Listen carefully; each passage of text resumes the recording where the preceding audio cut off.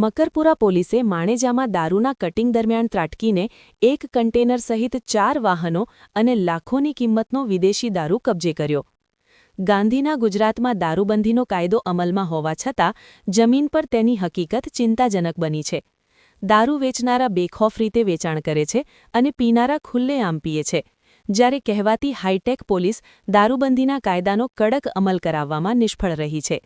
પરિણામે સામાન્ય લોકોમાં ભારે નારાજગી ફેલાઈ રહી છે. લોકોમાં એવો પણ આક્ષેપ છે કે પોલીસ માત્ર પોતાનું અસ્તિત્વ બતાવવા માટે ક્યારેક કેસ કરે છે, પરંતુ બુટલેગરોના નેટવર્કને સંપૂર્ણપણે તોડી પાડવામાં નિષ્ફળ રહી છે. આવા જ સમયે 31મી ડિસેમ્બરની પાર્ટીઓને ધ્યાનમાં રાખી બુટલેગરો દ્વારા મંગાવવામાં આવેલો વિદેશી દારૂનો મોટો જથ્થો મકરપુરા પોલીસે ઝડપી પાડ્યો છે. મકરપુરા પોલીસની ટીમે માણેજા વિસ્તારમાં દારૂના કટિંગ દરમિયાન ત્રાટકીને એક કન્ટેનર સહિત 4 વાહનો અને લાખોની કિંમતનો વિદેશી દારૂ કબજે કર્યો છે.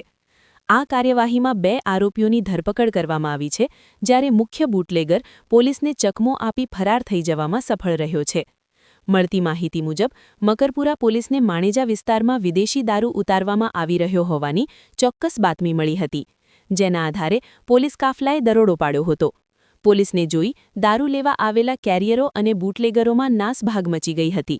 જો કે પોલીસે કોર્ડન કરીને 375 પેટી વિદેશી દારૂ જપ્ત કરી 2 શખ્સોને ઝડપી લીધા હતા. મકરપુરા પોલીસના જણાવ્યા અનુસાર પકડાયેલા આરોપીઓની પૂછપરછ શરૂ કરવામાં આવી છે. દારૂનો જથ્થો ક્યાંથી આવ્યો હતો અને કોને પહોંચાડવાનો હતો તે દિશામાં તપાસ ચાલી રહી છે.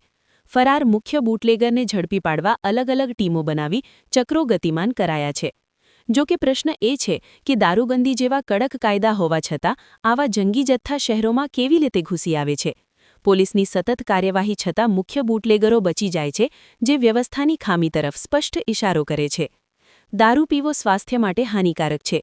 માત્ર વેચનાર નહીં, પરંતુ દારૂ પીનાર પણ એટલા જ દોષિત છે.